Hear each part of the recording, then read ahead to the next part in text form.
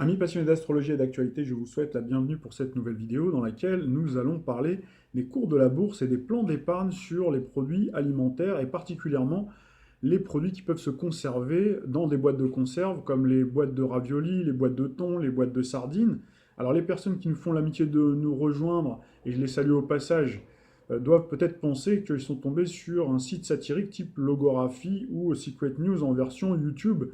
Et non, vous allez voir que ce sujet est tout ce qu'il y a de plus sérieux et traité de main de maître par un économiste réputé que je vais vous présenter dans quelques instants. Alors cette nouvelle chronique que je vous propose est bien entendu complémentaire et vient confirmer tout ce que nous avons déjà dit il y a plus de 2 ans sur le blog, mais également sur nos chroniques sur Uranus juste avant le début du transit dans le signe du taureau.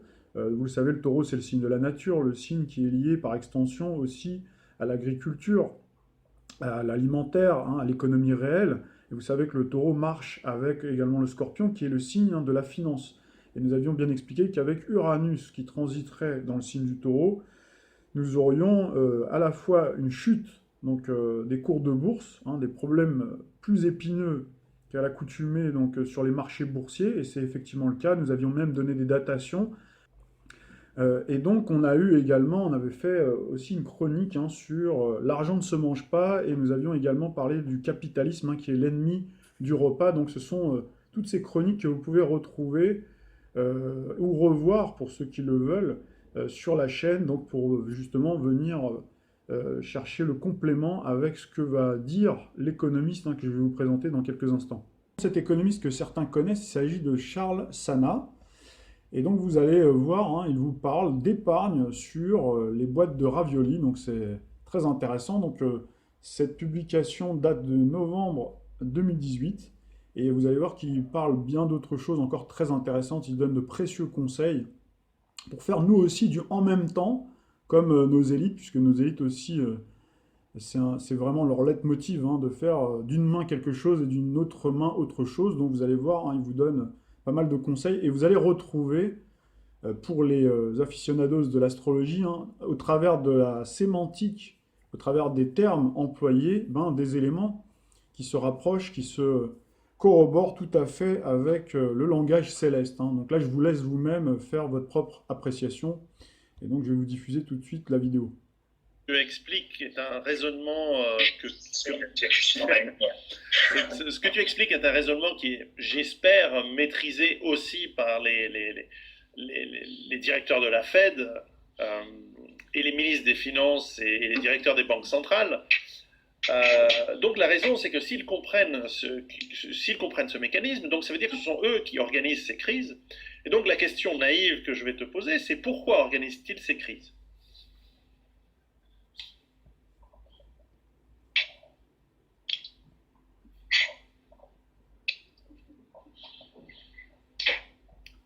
Alors, la pensée, alors tu as deux types de pensée, tu as la pensée conventionnelle et la pensée non conventionnelle. La pensée politiquement correcte et conventionnelle va consister à te dire que l'économie, elle n'est pas linéaire et que tu comprends, comme l'économie, elle n'est pas linéaire, il y a des cycles et que donc forcément, quand tu commences à créer des bulles, et ben les bulles, c'est dangereux, donc forcément, il faut se poser les bulles avant que ce soit trop grave. Donc pour ça, les banques centrales, elles vont utiliser l'arme absolue qui est celle des taux directeurs pour essayer de diriger au mieux l'économie mondiale pour que comme ça, tu vois, ça monte, ça baisse, ça monte, ça baisse, mais globalement, grâce à l'intervention des sur le long terme, on a une progression linéaire et le monde est beau. Sauf pour celui qui, évidemment, tombe au chômage et perd son boulot quand on est dans un bas, après avoir été dans un pic, etc. etc.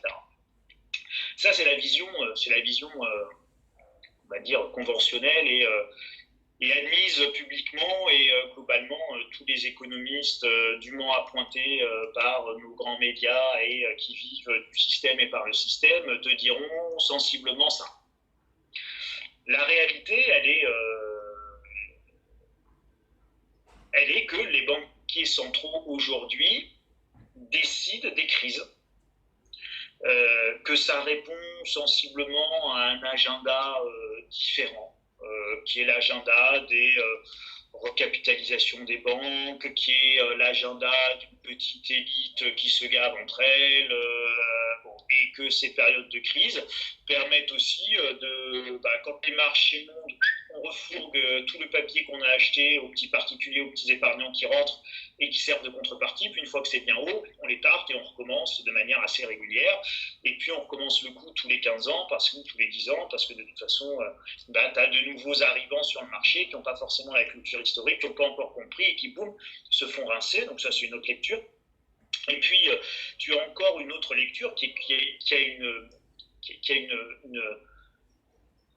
beaucoup de manque d'imagination et beaucoup d'inertie dans les systèmes économiques. Et je vais te donner un exemple. Aujourd'hui, justement, sur cette idée de taux directeur, moi, je pourrais acheter cette histoire de dire, voilà, on a un taux directeur, et donc, quand ça part trop loin, on est obligé de calmer tout ça, parce que si on ne le calme pas, on va laisser des bulles absolument gigantesques se créer, et donc on préfère une petite crise maintenant à un immense effondrement demain. Tu peux acheter ce raisonnement-là. Sauf qu'aujourd'hui, moi je ne l'achète pas. Et je ne l'achète pas pour la raison suivante. C'est que tu as un taux directeur pour toute l'économie. C'est-à-dire que là, tu vois, la Fed, quand elle augmente ses taux d'intérêt, elle augmente ses taux d'intérêt pour toute l'économie. Aujourd'hui, on a des systèmes informatiques pour tout. Airbnb est capable de savoir que telle maison, elle est louée par telle personne, que c'est tel monsieur qui va la louer pour telle journée, tel autre pour telle autre journée, qu'il a bien récupéré les clés. Enfin, tu vois, on est capable, avec les systèmes d'information actuels, d'une finesse de gestion que nous n'avions pas avant. Ça veut dire quoi? Ça veut dire qu'aujourd'hui, tu serais capable d'avoir une banque centrale, elle serait capable d'imposer dans sa zone monétaire non pas un taux d'intérêt directeur, mais des taux d'intérêt directeurs, et des taux d'intérêt directeurs par secteur, par grand secteur économique, sur l'industrie, sur la production de bagnoles, sur la production d'énergie verte, sur le prêt personnel, sur le crédit immobilier. Tu vois, donc on pourrait avoir un taux d'intérêt différent par secteur. Et donc, quand tu détectes, du coup, on aurait une gestion extrêmement fine de l'économie. En clair, je détecte une bulle immobilière, j'augmente mon taux qui finance les crédits immobiliers. En revanche, j'ai un gros problème sur l'emploi, donc j'augmente surtout pas mon taux qui finance les PME, les PMI. Et je peux avoir un taux pour les grosses boîtes, pour avoir une très grande finesse de gestion de mes taux. Et donc, si on avait ça, alors là, oui, j'achèterais. J'achèterais que c'est pour le bien de l'économie. Et ça, on pourrait fonctionner comme ça aujourd'hui. C'est-à-dire qu'un gouverneur de banque centrale innovant, aujourd'hui, c'est ça qu'il fait. D'accord? Donc, il réunirait tout le monde. Draghi, tu vois, à la BCE, il dirait, voilà, c'est le bordel. Donc, aujourd'hui, moi, je suis capable, en fait, informatiquement, de tout gérer. Donc, je veux un taux directeur pour l'Allemagne, un taux directeur pour l'Italie et un taux directeur pour la France, parce que c'est trois économies qui ne fonctionnent pas forcément au même rythme, au même moment. Et donc, quand le projet il a lieu en France, c'est un taux français qui s'applique. Mais si le projet il a lieu en Italie, on applique un taux directeur italien. Tu peux tout imaginer. Et là, tu peux rendre ton économie fonctionnelle. Tu peux la rendre beaucoup plus fine. Ça va être ça le prochain enjeu. Hein. Et là, il y a un vrai débat économique, mais également politique, que tout le monde doit porter et dont les gens doivent saisir l'importance. Parce que tant qu'on ne rentre pas là-dedans, alors ça veut dire qu'on est dirigé par une petite caste qui décide, quand bon lui semble, de gaver les copains en créant de toutes pièces des crises dont les gens, comme toi et comme moi en bas de l'échelle, sont les premiers impliqués. Et je suis choqué d'apprendre ça, je suis choqué. T'as vu, t'es surpris. Ça veut dire qu'en tant que citoyen, on ne doit pas l'accepter. On ne doit pas l'accepter et on doit porter des alternatives intellectuelles pour montrer justement qu'il est possible de faire autrement. Et parce que c'est possible de faire autrement, ne pas le faire veut dire qu'on déclenche volontairement des crises. Voilà. Et donc, faut mettre un petit peu tous ces gens-là face à leurs responsabilités. Alors, en Suisse, nous avons un proverbe qui dit que les crises sont le mécanisme pour que l'argent, régulièrement, passe de la poche des pauvres à l'endroit où il devrait être et où il appartient légitimement, c'est-à-dire chez les riches. Donc j'ai rephrasé le proverbe. Toutefois, je suis d'accord avec toi, c'est que la bonne gestion la bonne gouvernance, c'est le mot à la mode, d'un territoire, d'un pays, d'une nation, nécessite une gestion qui, oui, certes, lisse les économies autant que possible, puisqu'on a des États, ils sont autant faire en sorte qu'ils soient le moins néfastes possible, alors que les individus entre eux, avec le contrat, pourraient très très bien gérer l'économie sans avoir besoin d'un grand État et tout ça, à mon avis. Enfin, c'est un long débat. En revanche, je pense que nous avons dérivé, et c'est pas nouveau, et ce sont là aussi des cycles de mise en place de castes qui deviennent de plus en plus tyranniques et arrogantes et qui sont de plus en plus gourmandes de récupérer tout pour elles. Et ça fait plusieurs siècles que cela dure, par cycle comme ça, et que ça amène soit à des révoltes, des révolutions, des cassures très très lourdes, simplement à la différence qu'aujourd'hui, tout d'abord nous sommes globalisés, tu l'as dit, et tu l'as dit aussi, et ça c'est un peu mon gros cheval de bataille en ce moment, nous sommes extrêmement dépendants de la perfection de cette globalisation, les flux doivent fonctionner parfaitement bien, tant à l'échelle globale qu'à l'échelle de la ville, mais aussi les flux d'énergie doivent continuer à tourner et à être bon marché. Or, la physique, donc là on tombe non plus sur des vues de l'esprit et des abstractions que pourraient être l'argent, les bourses, etc. Mais là on tombe sur la physique, c'est-à-dire le jour où il y a moins de disponibilité, ou simplement il n'y a plus de livraison de la source énergétique principale, comme tu l'as dit, et qui est l'hydrocarbure, le pétrole, etc. Là, peu importe les prix, peu importe l'offre et la demande, peu importe les règles économiques, si tout d'un coup les pays exportateurs, pour une raison ou une autre, simplement parce qu'ils en produisent moins peut-être, et l'Arabie Saoudite nous a avertis déjà il y a 2 ans de la baisse significative de sa production pour 2019, donc quelque chose que peu de journalistes semblent retenir. Pourtant, c'est quand même le premier producteur qui nous avertit. Aujourd'hui, il n'y a que l'Irak et les États-Unis qui ont augmenté leur production. Et pour les États-Unis, elle est substantielle. Elle représente 6% de la production globale. Il s'agit essentiellement des schistes, des pétroles de schiste, qui, on le sait, ont des propensions à chuter très rapidement lorsque les puits se vident, et contrairement aux puits traditionnels où on maîtrise à peu près la baisse. Donc nous sommes en train d'être en fait dans une sorte de tenaille dans ce que tu as décrit tout à l'heure, et dans cet approvisionnement énergétique sans lequel les flux s'arrêtent, ou en tout cas ralentissent de manière extrêmement forte. Donc on est mal. Oui. Oui. Mais toi et moi, on le sait. Oui, bien sûr, depuis longtemps. Toi et moi, on le sait, Pierrot. Hein, on a eu plusieurs fois l'occasion de discuter, y compris en privé. On a partagé un certain nombre d'éléments. Et on sait que la situation, elle est pas simple. Elle est pas simple. Après, il y a une question il y a une double question. C'est qu'est-ce qu'on fait au niveau collectif, qu'est-ce qu'on fait au niveau individuel. Donc ça, la déclinaison au niveau individuel, toi, tu y apportes par ton travail et ton approche survivaliste une manière d'y répondre, à laquelle les gens adhèrent plus ou moins.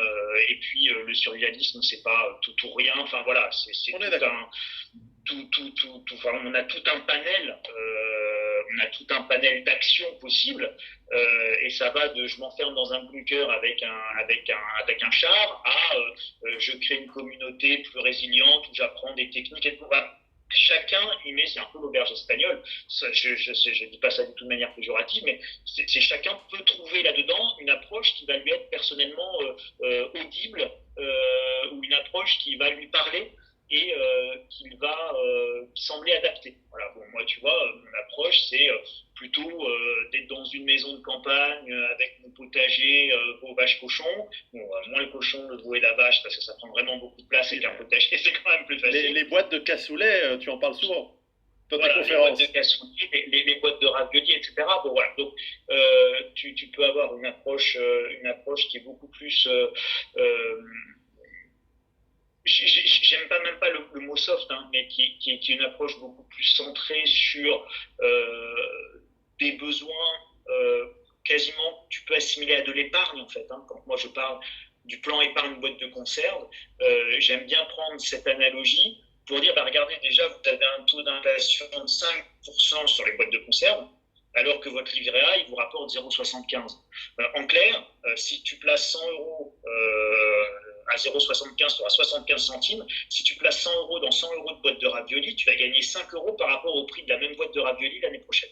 En clair, faire tes courses cette année pour manger l'année prochaine, ça va te faire gagner 5%. Et ça, c'est encore plus si tu remplaces tes boîtes de raviolis par des jerrycans de diesel, parce que ça augmente, les gilets jaunes en disent quelque chose, ça augmente plutôt de 10% par an. Quoi. Donc voilà. C'est pareil pour les munitions. Voilà, donc il y a des trucs comme ça, chacun va après pouvoir y piocher ce qu'il veut, mais il y a des vrais sujets, quoi. C'est-à-dire que moi, quand on dit ah ouais, mais stocker, machin, ouais, n'importe quoi. Non, il y a des vrais sujets, et y compris, surtout, je dirais même, chez des gens qui ont peu d'épargne ou des situations financières et d'emploi fragiles. C'est-à-dire que plus tu es fragile, plus tu as intérêt non pas à placer sur ton livret A, mais à placer en boîte de conserve. Parce que les mois où c'est dur, eh ben, tu seras content d'avoir les mois où c'était moins dur, acheter un peu plus pour le mois où c'est plus compliqué. Donc tu vois, c'est après, chacun gère comme il l'entend et fait comme il le veut. Mais à mon sens, il y a des vrais sujets de réflexion. Et dans l'éducation financière des gens, ça, c'est des choses qui doivent être dites, quoi, pour que les gens, individuellement, soient toujours beaucoup plus forts. Donc moi, je fais partie de ceux qui, comme toi, pensent que plus tu as de gens résilients, plus ta collectivité, elle va être résiliente. Donc la résilience de chaque individu est importante pour former une société résiliente au choc.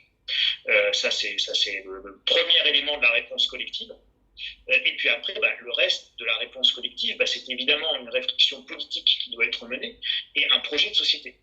Et un projet, non pas de décroissance, parce que moi je déteste le mot de décroissance, je trouve que c'est un concept qui est ultra négatif. Et moi je préfère parler de sobriété et de choix. Voilà.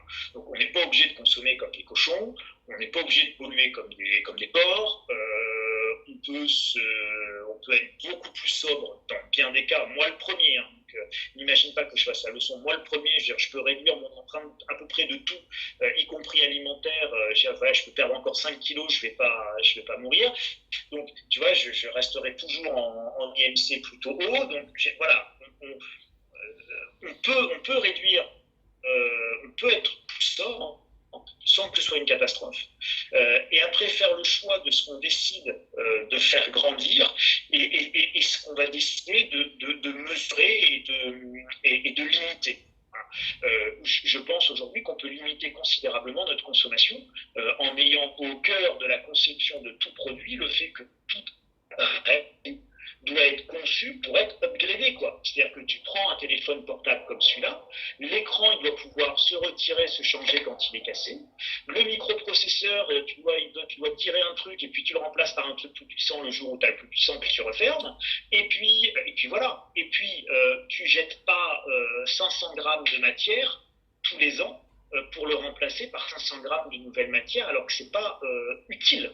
Tout à fait. Et ça, si tu veux, tout ça aujourd'hui, on serait capable de le faire. Et tu vois, on serait capable de gérer une économie de manière beaucoup plus fine, en ayant une empreinte écologique beaucoup moins forte, en ayant un besoin d'énergie bien moins important, etc., etc. Aujourd'hui, tu prends un vieux sujet qui est en France, et moi qui me tient beaucoup à cœur, qui est l'aménagement du territoire. L'aménagement du territoire. Les villes se sont créées parce qu'il y a eu la révolution industrielle. Et donc, comme il y a eu la révolution industrielle, il a fallu regrouper énormément de bras pour produire énormément de choses qui allaient être consommées par énormément de consommateurs dans des usines et dans des points de consommation. Bref, on a fait des grosses villes. Mais jusqu'à la révolution industrielle, les villes sont toutes petites. Même les plus grandes villes sont des petites villes. C'est la révolution industrielle qui va nous faire rentrer progressivement dans l'ère des mégapoles. On va avoir un exode rural, et donc les gens vont abandonné les campagnes, alors que à la sortie de la Deuxième Guerre mondiale, 60% de la population française est rurale. Aujourd'hui, tu as 2% d'agriculteurs. Donc, si tu veux, tu as un exode rural qui est phénoménal. Aujourd'hui, on n'a plus d'usines. Les usines, on les a toutes envoyées en Chine. Et on continue à faire un truc qui est hallucinant, qui est en termes écologiques et en termes de gaspillage d'énergie, qui est la ville. Il n'y a pas plus anti-écolo que la ville, et il n'y a pas plus cher en demande d'énergie que la ville. C'est clair. La ville, en réalité, la grande ville, est un modèle économique du passé. Ouais. Et donc, l'un des grands enjeux d'aménagement du territoire dans les années qui viennent, si on veut vraiment parler de transition écologique, c'est de parler aux gens de transition de lieu d'habitat. Et que les gens commencent à réfléchir au fait que tout ça c'est cyclique et qu'après l'exode rural, viendra le jour de l'exode urbain. Et que face à cette déplétion de l'énergie, donc le mot savant pour parler de la baisse de production du pétrole, etc., c'est la déplétion.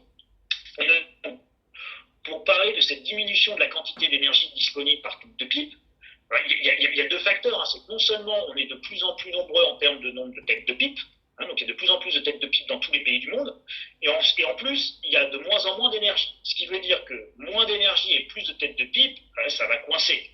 Alors, est-ce que ça coince en 2019, en 2020, en 2021, en 2025 ? J'en sais rien. Mais à un moment donné, effectivement, on va avoir un vrai problème.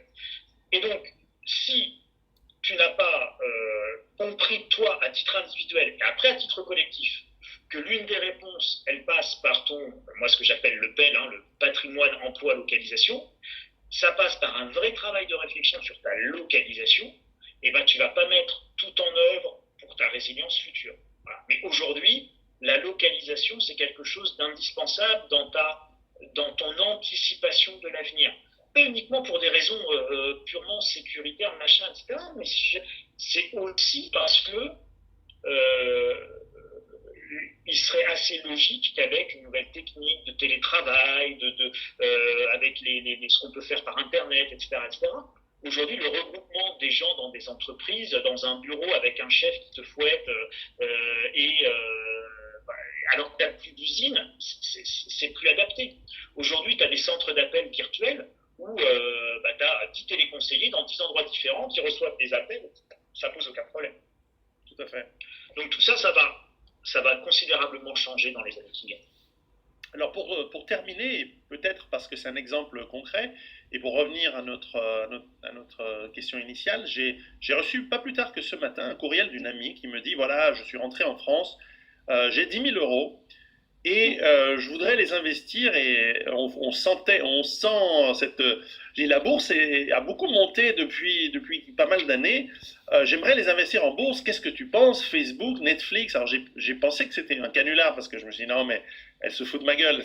En plus Facebook, Netflix, etc., etc. Alors je te dis pas ma réponse, mais tu peux l'imaginer. Mais quelqu'un qui est vraiment un petit porteur, voilà, 10 000 euros, qui souhaite investir aujourd'hui, qui a 10 000 euros cash, qui sait pas trop quoi en faire, qu'est-ce que tu lui conseillerais?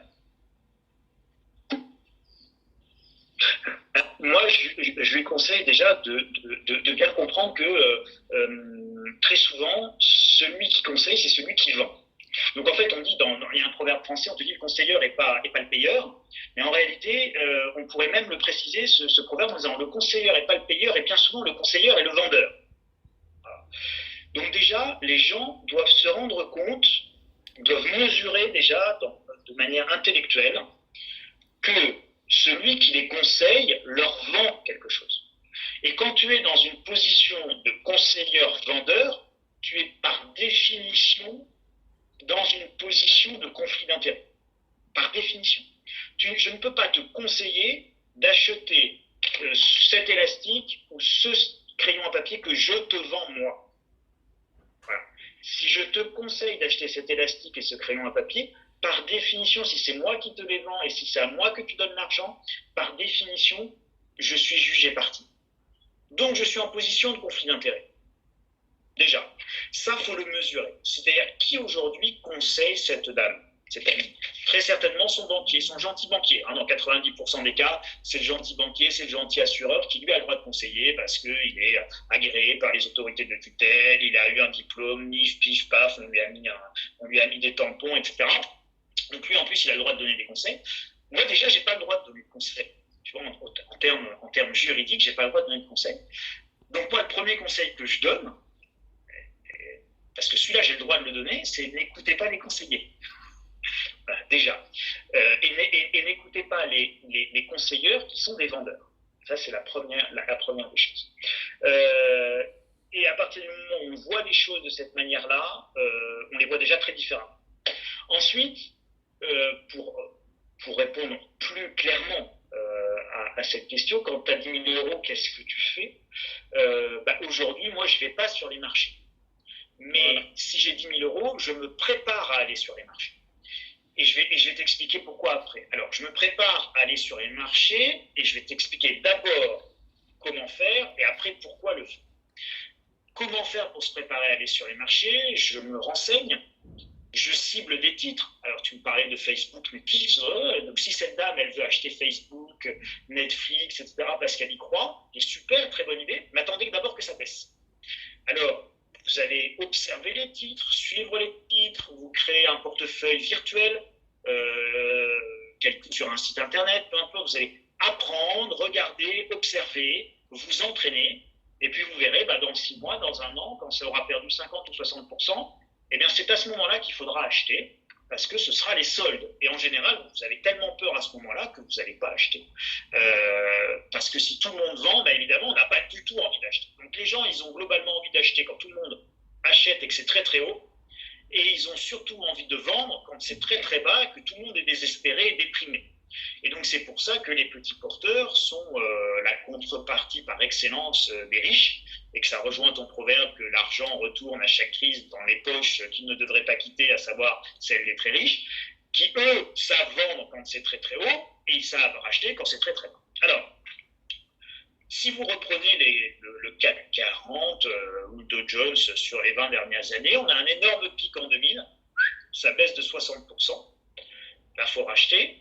On a un énorme pic en 2007, 2008, ça perd 60%, là il faut racheter. On a un énorme pic en 2018-2019, on va perdre 60%, et vous savez quoi? Il faudra racheter. Voilà. Alors vous allez dire, ah oui, mais cette fois peut-être ça va être la fin du monde. Alors, double préparation. Soit c'est la fin du monde, et à ce moment-là, on s'en fiche de votre PEA, de vos actions, machin, de trucs. Ce qui compte, c'est votre boîte de conserve et votre stock de raviolis. Donc, achetez un peu de stock de raviolis. Après, je connais peu de personnes qui stockent dans leur salon 10 000 boîtes. Parce que bon, à 1 euro la boîte, ça en fait 10 000. Moi, j'ai essayé de dire à ma femme, chérie, je me sentirais mieux avec 10 000 boîtes de raviolis, je vais te les mettre dans le salon. Tu la connais, elle m'a mal accueilli. Hein. Elle m'a dit, tu peux passer à la boîte de foie gras, tu peux upgrader. C'est ça. Je peux augmenter la valeur de la boîte de conserve. Voilà pour la petite image. Donc évidemment, on ne va pas forcément stocker pour 10 000 euros de sac de riz ou ce genre de choses. Donc tout ça, c'est une question d'équilibre dans un patrimoine. Donc, on va prendre le risque qu'évidemment, sur une partie de son patrimoine, on va se préparer au cas où tout se passerait très mal.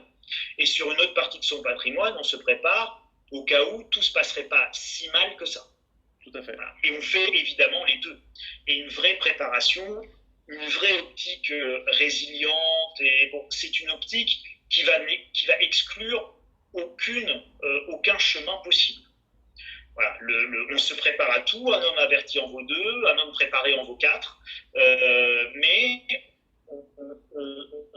on n'est pas non plus forcément jusqu'au boutiste, et c'est pas parce qu'on pense que ça pourrait mal se passer qu'on va déjà aller s'enfermer dans notre bunker, enterré à 600 pieds sous terre, etc., à plus voir personne, et puis à monter la garde devant avec la pétoire du grand-père.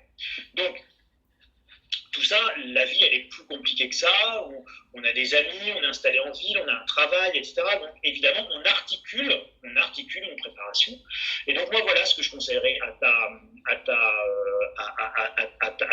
dame là et à ta copine qui t'a écrit « Qu'est-ce que je fais de mes 10 000 euros ?» Eh bien, si elle a déjà un minimum d'épargne, si elle a déjà de quoi remplacer la chaudière si elle tombe en panne, les roues de sa voiture si elle crève.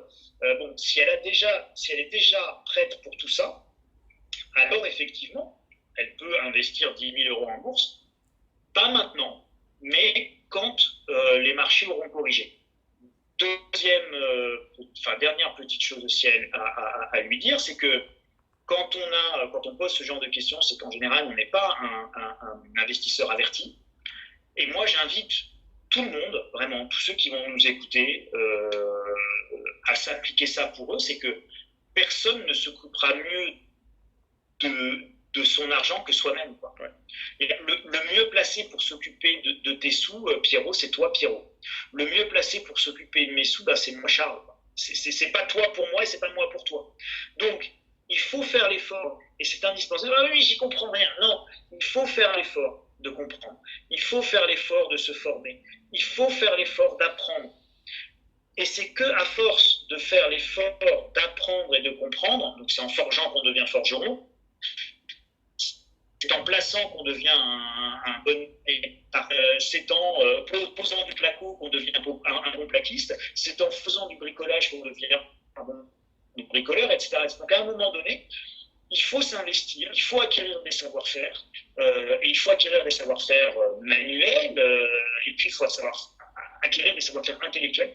Et la gestion de son argent, c'est un savoir-faire qui est indispensable et qui le sera de plus en plus parce que la précarité augmente. Donc, savoir gérer ses sous, savoir gérer son épargne, c'est savoir augmenter considérablement sa résilience dans un monde de plus en plus incertain. Donc, s'intéresser à l'argent, c'est non seulement pas sale, et en plus, c'est pas une option, quoi. Aujourd'hui, s'intéresser à son argent, à mon sens, c'est une obligation de chaque individu dans un monde incertain.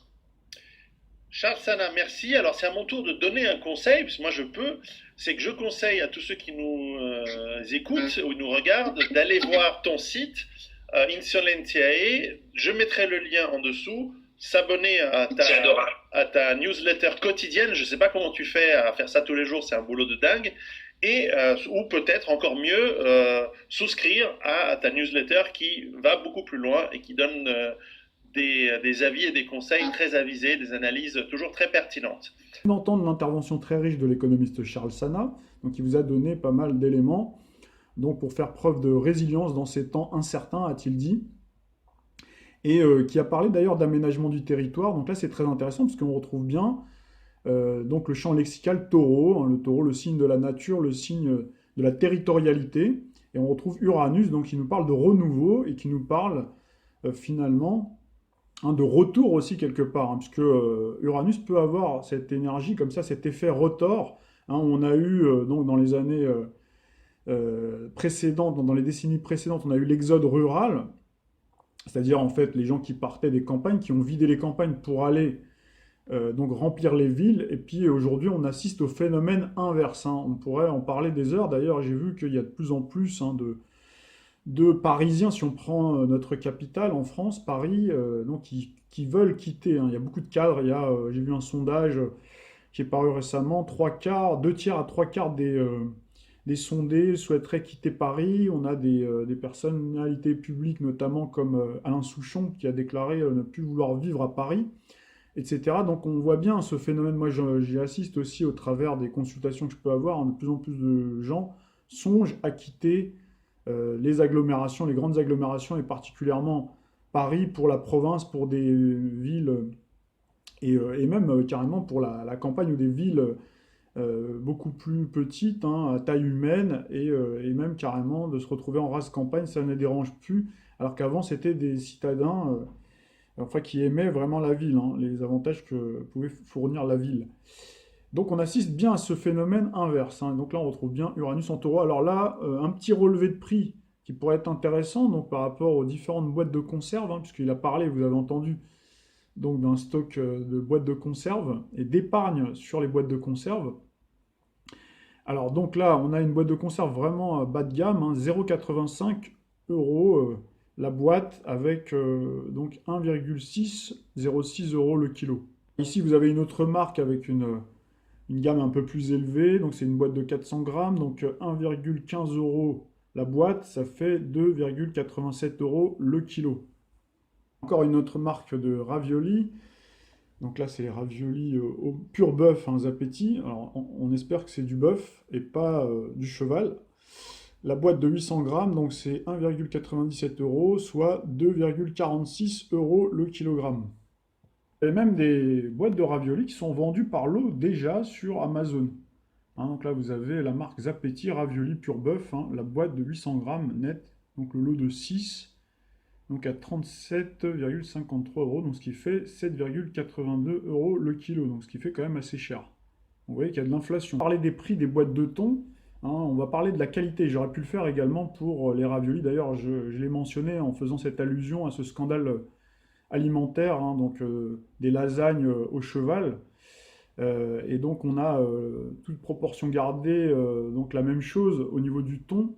Là c'est plutôt en termes de contamination aux métaux lourds. C'est-à-dire que vous avez de nombreuses boîtes de thon, malheureusement de nombreuses marques, hein, qui sont contaminées avec du mercure, avec plein de produits néfastes. Et donc là, il faut se pencher aussi sérieusement sur la question avant d'acheter votre boîte de thon.